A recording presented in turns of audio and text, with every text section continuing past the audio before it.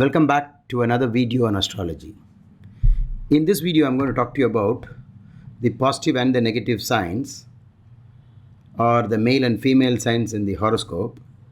I decided to do this video because one of my viewers, Srikanth Chigurupati, a month ago asked me, "Hello sir, can I know what is Ojha Rashi?"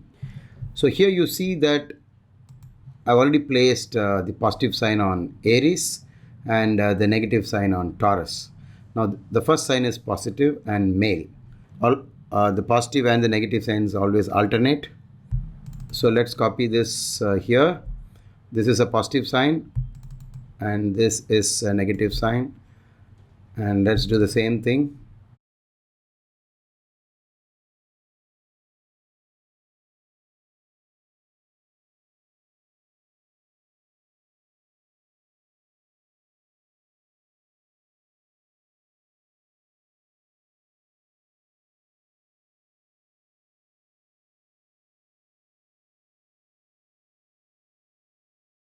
This is quite simple, but how do we use this information?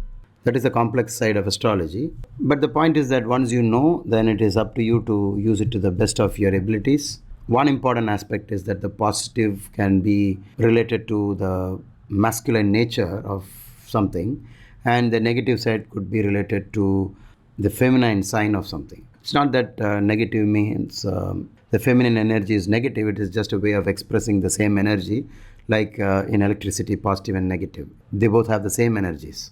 So let's use an example to understand how we could use this information. Mars owns this sign Aries as well as this sign Scorpio. But the difference is you find that this is positive and this is negative. Because Mars is a male planet, Mars will obviously do well here than being here. So this is quite easy to understand. If you want to assess the strength of planets, you can't do this quite by using a simple one-line rule or 2 or 3 rules. You require to do what is called the Shadbala calculation, and within Shadbala calculation there is one calculation which is known as Ohja Yugma Rashi Amsa Bala. As you from the name you can easily see that it involves 2 charts, one the Rashi chart and the other one is the Navamsha chart. These 2 charts are going to be used in this calculation, but Maharishi Parashara has very clearly given us the idea on how we could use this rule. So he says that the moon and Venus, these are female grahas, and if the moon happens to be in a female sign, that is a negative sign, then the moon gets a strength called the Ohja Yugma Rashi Amsa Bala, and the point allotted for this kind of a moon is 15 out of 60, but the maximum point is only 30. But let me explain why and how it can get 30 points. So now in the Rashi chart the moon got 15, and let's say in the Navamsha chart the moon is here. If the moon is here in Navamsha, it gets another 15 points by being in a female, because moon, a female graha, is also in a female Navamsha. So you get another 15 Virupas out of the maximum 30 Virupas possible in this strength calculation. So this kind of a moon is very strong and very powerful. Let's look at other grahas. So in this strength calculation, Maharishi Parashara says every other graha is to be considered as masculine.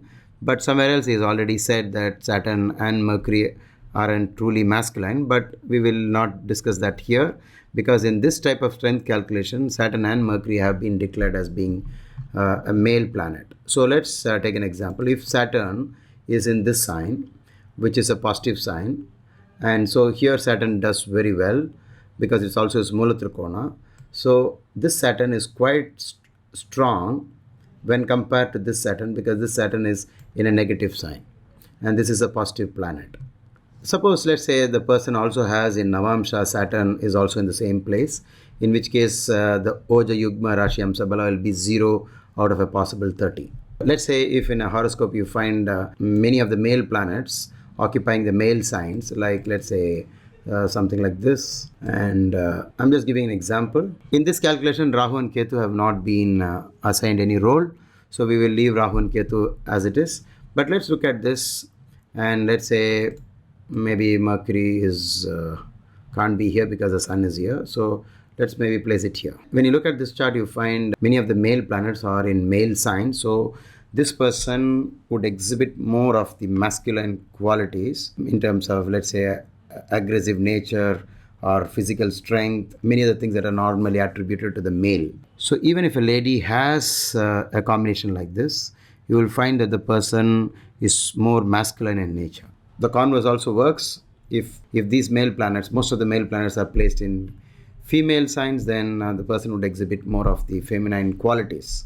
You could use this wherever possible. Maybe if you want to find the gender of your children, you could relate this to the fifth house, the planet ruling the fifth house. Maybe you can use this even in Amsa, a divisional chart that is specifically meant to know more about children.